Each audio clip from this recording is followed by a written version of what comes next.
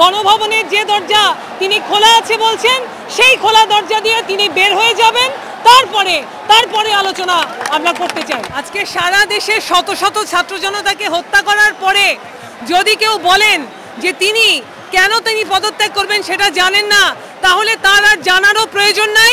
স্বজন হারানোর বেদনা বাংলাদেশের মানুষ অনুভব করে দেখে তারা রাস্তায় আছে।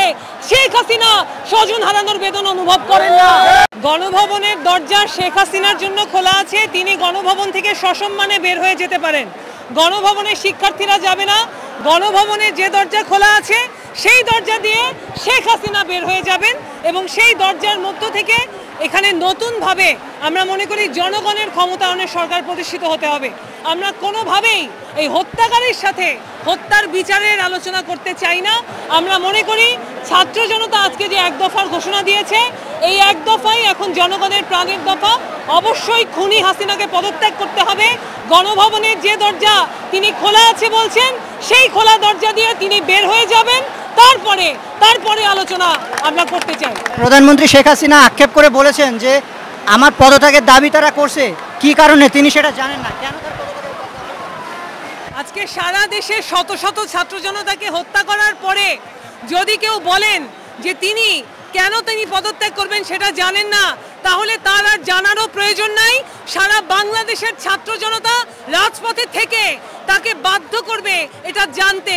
কারণ যারা জেগে থেকে ঘুমান তাদের ঘুম ভাঙানো যাবে না। হাসিনার ঘুম আমাদের ভাঙানোর প্রয়োজন নাই। সারা দেশের মানুষ যখন রাজপথে নামবে, হাসিনার ঘুম ভাঙতে হবে।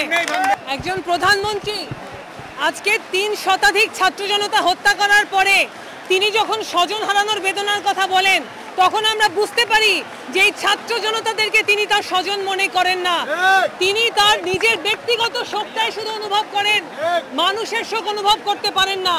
আজকে যারা এখানে হাজার হাজার লক্ষ লক্ষ ছাত্র জনতা সারা দেশে নেমেছে, ওই যে ছাত্র মারা গেছে তারা অনেকেই তাদের স্বজন না।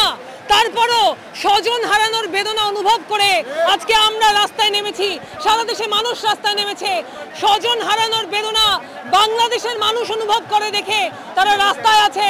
শেখ হাসিনা স্বজন হারানোর বেদনা অনুভব করেন না।